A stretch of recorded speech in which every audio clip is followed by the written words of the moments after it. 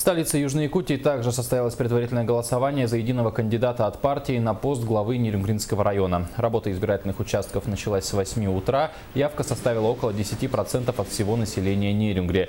С проведением праймериз был связан по большему счету только один инцидент. По избирательным участкам ездила группа молодых людей в куртках с символикой партии «Справедливая Россия» и агитировала население против голосования. Несмотря на это, праймериз состоялся. По подсчетам голосов в Нерюнгринском районе в рейтинговом голосовании на выборы в Государственную Думу победу одержала Галина Данчикова. Второе место у Юрия Куприянова, третье у Юрия Кравца. На голосовании за кандидата на выборы главы Нерюнгринского района с большим перевесом одержал победу Виктор Станиловский, который вторым стал действующий глава города Леонид Олейник.